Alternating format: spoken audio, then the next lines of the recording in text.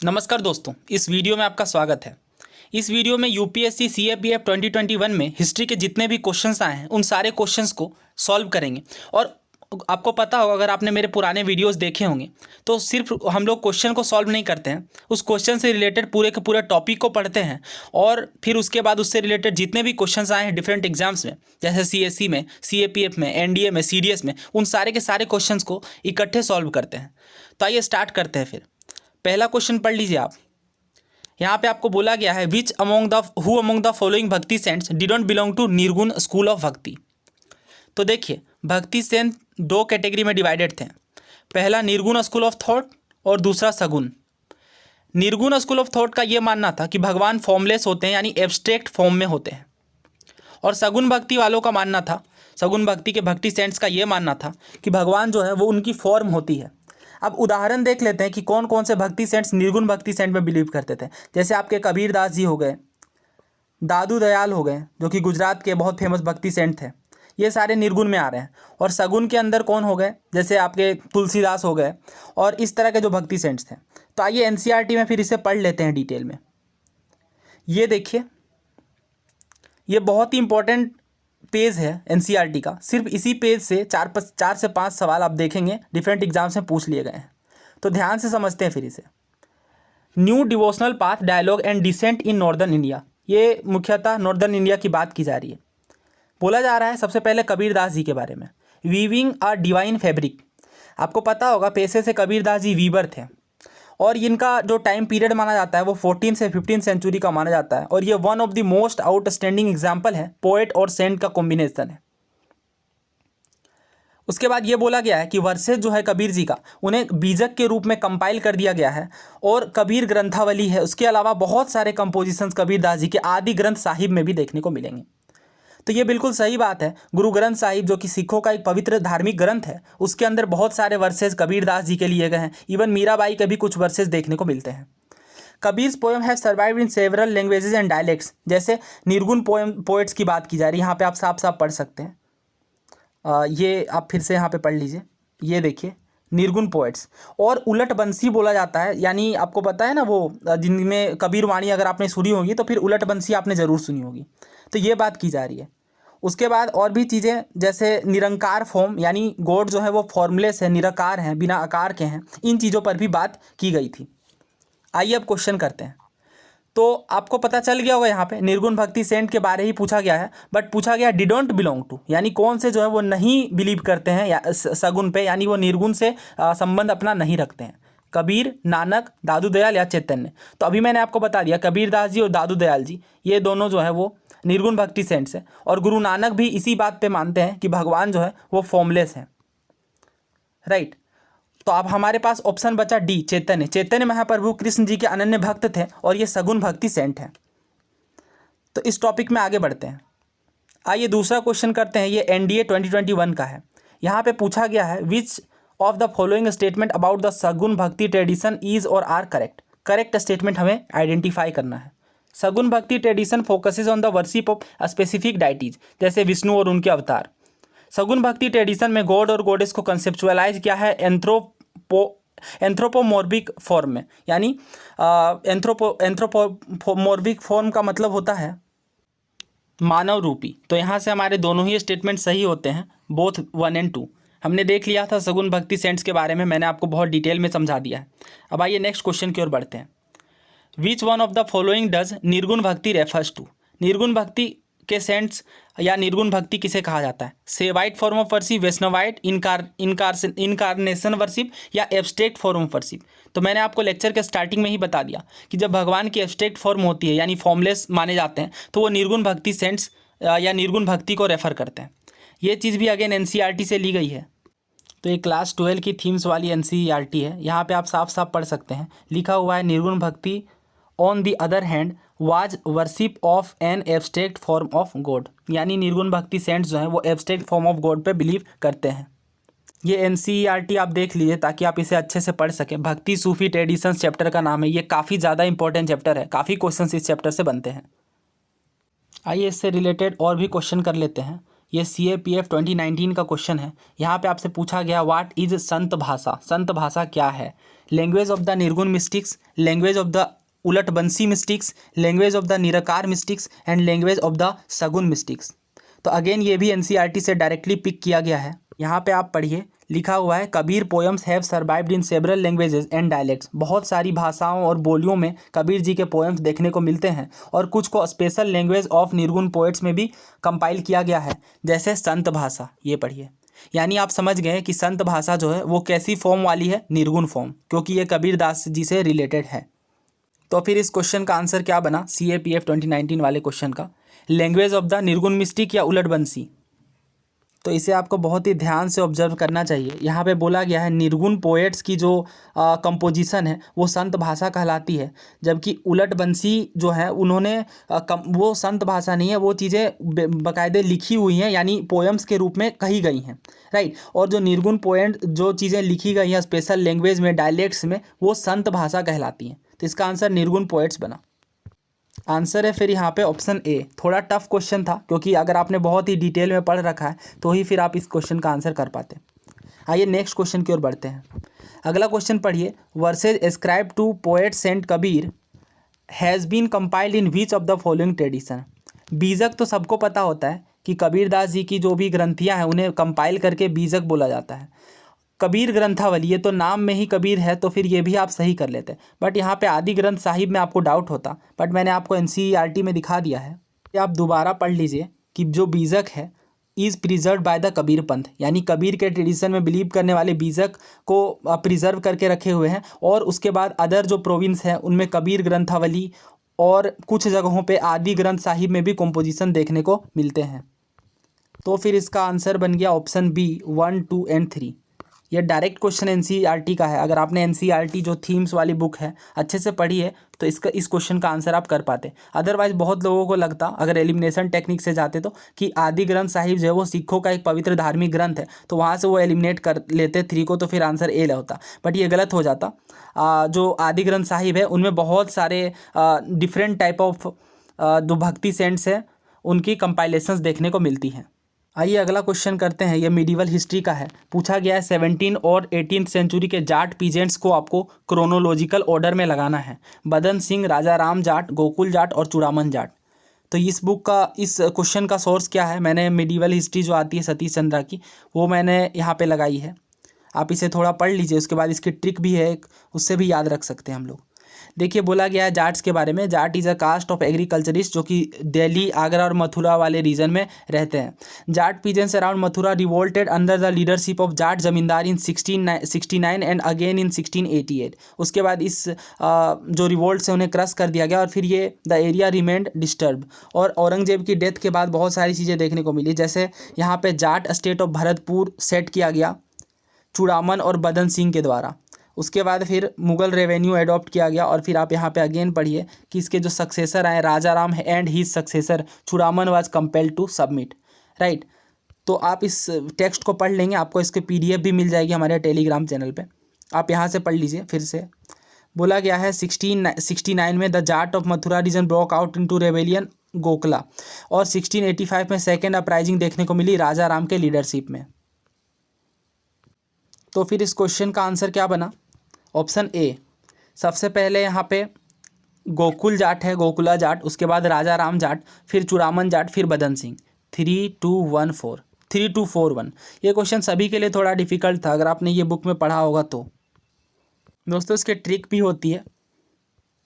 एक ट्रिक इसकी ये होती है, जैसे गोकुल का राजा चुरा के बादाम खाता है, इस तरह से आप इसे याद रख सकते हैं। गोकुल का हो जाएगा फिर गोकुल जाट, राजा से राजा राम जाट, चूरा से चूड़ामन जाट, और बादाम से या बदन सिंह, इस तरह से आप याद रख सकते हो। हालांकि ये हर बार तो क्वेश्चन इस तरह के नहीं आते, बट ये क्वेश्चन अपने आप में ये डिफ़िकल्ट था। अगर आपको पूरी अंडरस्टैंडिंग है चारों जाट पीजेंट लीडर्स के बारे में तो ही आप इस आंसर को कर पाते। आइए नेक्स्ट क्वेश्चन की ओर बढ़ते हैं। Who among the following founded the धर्म सभा।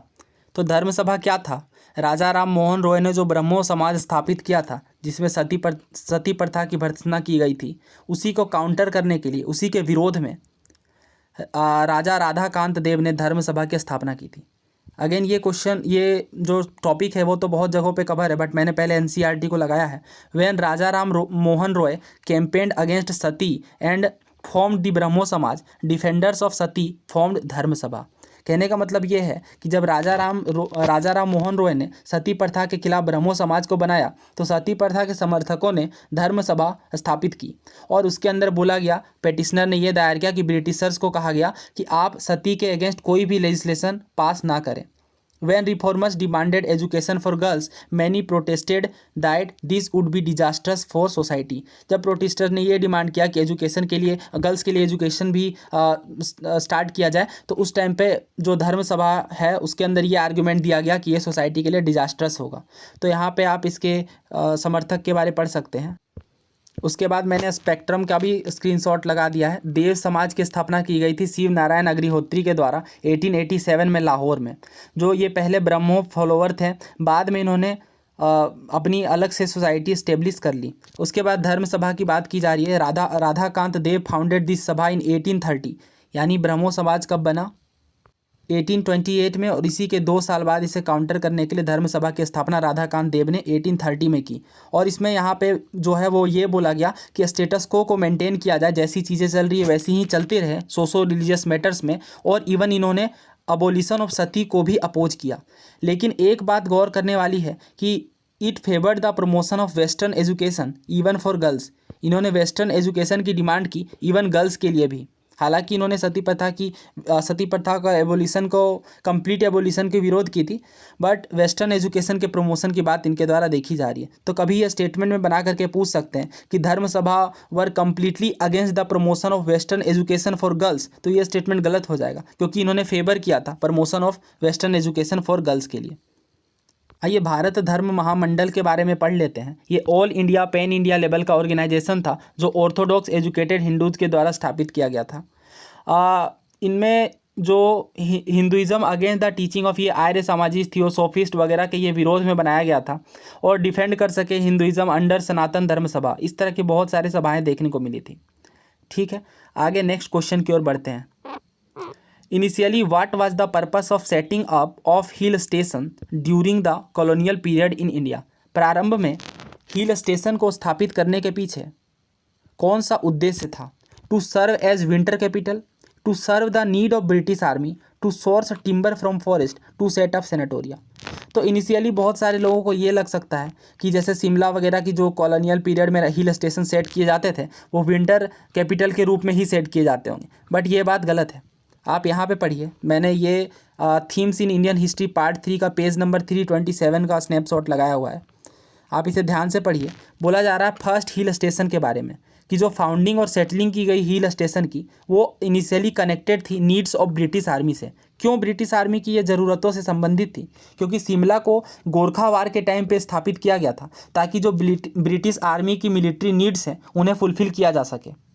1835 तक ये Darjeeling was rested from the rulers of Sikkim, यानी दार्जिलिंग को भी इसी पर्पस के लिए इस्टेब्लिश किया गया। और जो हिल स्टेशन है वो स्ट्रेटजिक प्लेसेस होती थी ताकि ट्रूप्स को गार्ड किया जा सके, फ्रंटियर्स को गार्ड किया जा सके, ट्रूप्स को ट्रेनिंग दी जा सके, इन चीज़ों की वजह से। तो आपको फिर समझ में आ गया होगा कि इसका जो मेन पर्पस था हिल स्टेशन को इस्टेब्लिश करने का स्टार्टिंग में वो क्या था? To serve the needs of British army, option B. देख रहे हैं आप सारे के सारे ही क्वेश्चन लगभग एनसीईआरटी से ही हैं। एनसीईआरटी की जो थीम्स वाली बुक है वो सीडीएस, एनडीए, सीएपीएफ के लिए बहुत ही ज़्यादा इंपॉर्टेंट है। इवन यूपीएससी, सीएससी के अंदर भी कुछ क्वेश्चन डेफिनेटली इस बुक से आते हैं। आइए नेक्स्ट क्वेश्चन की ओर बढ़ते हैं। The growth of the socialist tendency in the national movement led to the foundation of the Congress socialist Party in 1934 under the leadership of Acharya Narendra Dev and Jayaprakash Narayan.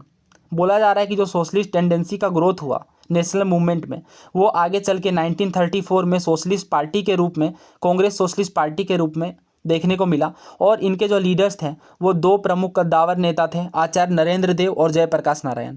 1936 में जवाहरलाल नेहरू ने इस बात के लिए जोर दिया कि कांग्रेस को सोशलिज्म को एज अ गोल एक्सेप्ट कर लेना चाहिए ताकि वो पीजेंट्री और वर्किंग क्लास के और क्लोज आकर के उनकी हेल्प कर सके। कौन सा कथन ट्रू है ये आपको पूछा गया है। तो देखिए इसमें दोनों ही कथन सही है। आइए इस क्वेश्चन के सोर्स को डिस्कस करते हैं। ये 12th क्लास की एनसीईआरटी में चैप्टर का नाम है politics in India since independence. ये तो बुक का नाम है, एक चैप्टर है उसके अंदर सोशलिस्ट पार्टी के बारे में दिया गया है।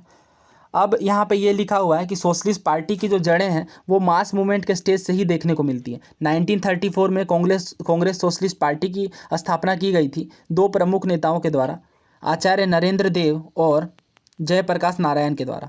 यहाँ पे आचार्य नरेंद्र देव के बारे में दिया गया है। ये एक फ्रीडम फाइटर थे और फाउंडिंग प्रेसिडेंट थे किस पार्टी के? कांग्रेस सोशलिस्ट पार्टी के। इन्होंने बहुत बार जेल भी ये गए और पीजेंट मूवमेंट को ये काफ़ी ज़्यादा सपोर्ट करते थे और बाद में after independence led the socialist party and later the Praja socialist party, बाद में प्रजा सोशलिस्ट पार्टी भी इनके द्वारा फॉर्म की गई थी। सोशलिस्ट के क्या क्या प्रमुख मांगे थी? The socialist believe in the ideology of democratic socialism. यहाँ पे वर्ड जो फोकस करने वाली बात है वो डेमोक्रेटिक सोशलिज्म ये लोग चाहते थे। किसी भी प्रकार की ऑटोक्रेसी की बात नहीं करी गई है। ये मैं आपको इसलिए बता रहा हूँ क्योंकि ये बहुत ज़रूरी है जानना, आगे चल के इस पर क्वेश्चन भी बने हुए हैं और आगे भी बन सकते हैं। इन्होंने किस बात का क्रिटिसिज्म किया, ये पढ़िए आप। They criticise the Congress for favouring capitalist and landlords and for ignoring the worker and peasant. इन्होंने कांग्रेस की इस बात की क्रिटिसिज्म की कि कांग्रेस कैपिटलिस्ट और लैंडलॉर्ड के समर्थन में है और वर्कर्स और पीजेंट को इग्नोर करती है। But the socialist faced a dilemma when in 1955 the Congress declared its goal to be the socialist pattern of society। 1955 में ये साफ साफ बोल दिया गया कांग्रेस के द्वारा कि अब हमारा जो मेन उद्देश्य होगा वो सोशलिज्म को अडॉप्ट करना होगा। और यहाँ पे फिर आप आगे पढ़ सकते हैं कि सम ऑफ देम जैसे कि राम मनोहर लोहिया वगैरह हो गए, ये increase their distance from and criticism of the Congress party. ठीक है, आगे बोला गया कुछ और जो लीडर्स थे जैसे अशोक मेहता हो गए, इन्होंने बोला है कि लिमिटेड कोऑपरेशन रखा जाए कांग्रेस के साथ में। सोशलिस्ट पार्टी आगे चल के बहुत सारे टुकड़ों में बट जाती है जैसे किसान मजदूर प्रजा पार्टी, प्रजा सोशलिस्ट पार्टी, संयुक्त सोशलिस्ट पार्टी, जयप्रकाश नारायण, अच्युत पटवर्धन, अशोक मेहता, आचार्य नरेंद्र देव, राम मनोहर लोहिया और एस एम जोशी। ये मैं आपको नाम इसलिए बता रहा हूँ क्योंकि ये आपको जानना बहुत ज़रूरी है कि इनमें से कौन कौन से सोशलिस्ट लीडर थे। बहुत सारे क्वेश्चन इस पर फॉर्म हो चुके हैं। तो जितने भी मैंने आपको नाम बताए ये सारे सोशलिस्ट लीडर थे और आगे चल के बहुत सारी पार्टियां सोशलिज्म के प्रिंसिपल पर बनाई गई। तो यहाँ पे हमने देखा कि कैसे दोनों ही बातें सही है। जयप्रकाश नारायण, आचार्य नरेंद्र देव ने 1934 में कांग्रेस सोशलिस्ट पार्टी की स्थापना की। आपको सेकेंड स्टेटमेंट में थोड़ा डाउट हो सकता था बट कोई ज़रूरत नहीं आपको डाउट करने की, क्योंकि जवाहरलाल नेहरू ने बहुत सारे कांग्रेस के सेशन में साफ साफ सोशलिज्म को एडॉप्ट किया है। तो आंसर बनता है ऑप्शन सी, बोथ 1 और 2। आइए दूसरे नेक्स्ट क्वेश्चन की ओर बढ़ते हैं। उससे पहले मैं आपको स्पेक्ट्रम की बुक में दिखा देता हूँ। इसमें भी यहाँ पे मैंने लिख दिया अलग से, कांग्रेस सोशलिस्ट पार्टी जो है वो आचार्य नरेंद्र देव और जेपी के द्वारा इस्टेब्लिश की गई थी।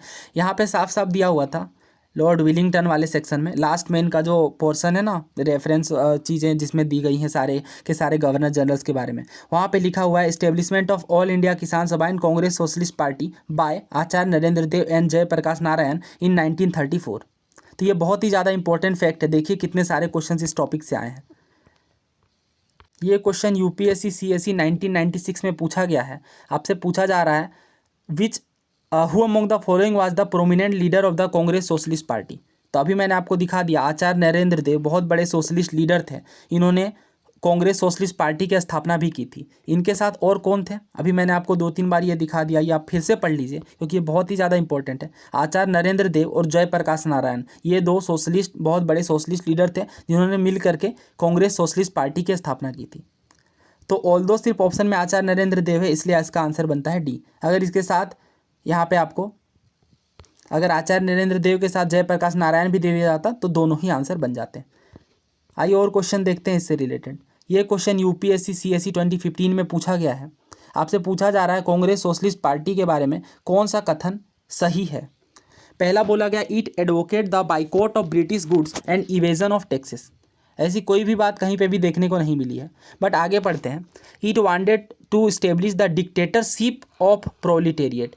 आपको मैंने जब बताया था तो मैंने आपको ये कहा था ये डेमोक्रेटिक आइडियाज़ पर बिलीव करते हैं, कहीं भी डिक्टेटरशिप पर ये या ऑटोक्रेसी पर ये बिलीव नहीं करते हैं। और प्रोलेटेरिएट का मतलब होता है वैसी क्लास जो इंडस्ट्रियल क्लास ना हो, वो होती है प्रोलेटेरिएट। तो 2 तो डेफिनेटली गलत था, किसी भी प्रकार की डिक्टेटरशिप की बात नहीं बोली जाएगी। हमारे पास बी बचते थे और डी बचते थे, यानी ऑप्शन 3 को पढ़ लेते हैं। It advocate separate electorates for minorities and oppressed classes. नहीं, बिल्कुल भी ये किसी भी प्रकार के माइनॉरिटीज़ या किसी के भी समर्थन में सेपरेट इलेक्टोरेट्स का सेपरेट इलेक्टोरेट्स की बात नहीं कहते थे। तो ये 3 भी गलत बन जाता है। हमारे पास ऑप्शन डी जो है, जो कि नॉन है, वो सही बनता है। आंसर इसका है ऑप्शन डी। आइए नेक्स्ट क्वेश्चन देखते हैं। Which one of the following pairs of the organisations and their founder is not correct? National Liberal Federation, Tej Bahadur Sapru and M R Jayakar, बिल्कुल सही बात है। ये CAPF 2019 का क्वेश्चन है, बट ये CSE में भी रिपीट हो सकता है। इस तरह के क्वेश्चन बहुत बार आए हैं CSE सिविल सर्विसेज में। जमियात उल उलमाए हिंद मौलाना मलूनुद्दीन हसन शेखुल हिंद, ये भी सही है। कांग्रेस डेमोक्रेटिक पार्टी बाल गंगाधर तिलक, ये भी सही है। बट आप जब ध्यान से पढ़ेंगे तो कांग्रेस सोशलिस्ट पार्टी में इन्होंने MN रॉय दे रखा है, जो कि गलत है।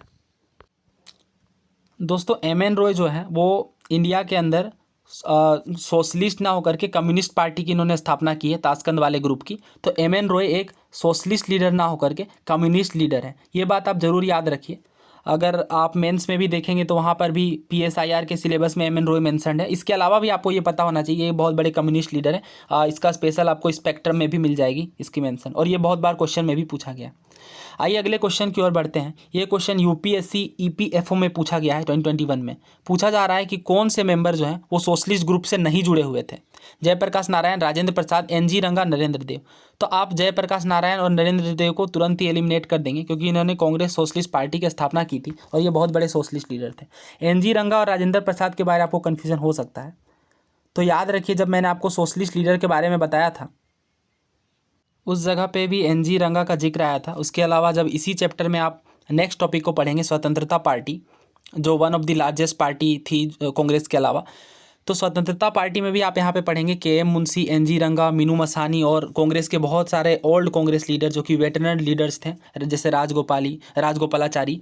इन्होंने स्वतंत्रता पार्टी की स्थापना की थी। यानी डेफिनेटली जो है वो एक तरह से कांग्रेस के लीडर, कांग्रेस के थोड़े अपोजिंग आइडियाज़ यानी सोशलिस्ट आइडियाज़ पे बिलीव करने वाले NG रंगा थे। तो चूंकि हमसे नोट के बारे में पूछा गया था कि कौन सा नहीं है, तो यहाँ पे आंसर बनता है राजेंद्र प्रसाद।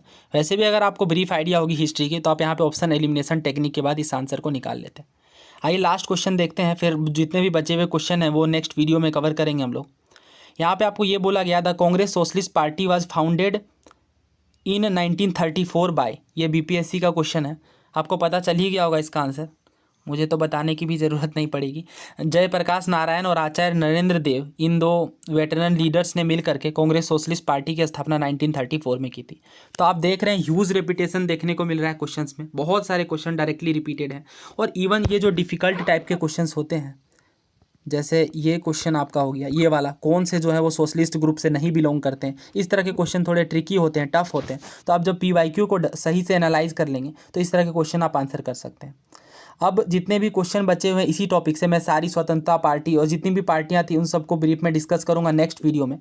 सो आई होप आपको ये वीडियो पसंद आई होगी। नेक्स्ट वीडियो के लिए बने रहें। अगर आप चैनल पर नए हैं तो प्लीज़ चैनल को सब्सक्राइब कर लीजिए, करके बेल आइकन प्रेस कर लीजिए, ताकि मैं जैसे ही इसकी नेक्स्ट पार्ट की वीडियो डालूँ आपको वहाँ पे वीडियो अवेलेबल हो जाए, उसकी नोटिफिकेशन आ जाए। इसके अलावा आप चैनल पर जा करके मैंने दिखाया है कि कैसे 30+ क्वेश्चन डायरेक्टली रिपीटेड हैं UPSC CSE 2022 में। आप उस वीडियो को भी ज़रूर चेक करें। और CSET की मैं पूरी सीरीज़ लेकर के आ रहा हूँ, आप उस वीडियो को भी चेक कर सकते हैं। Thank you very much.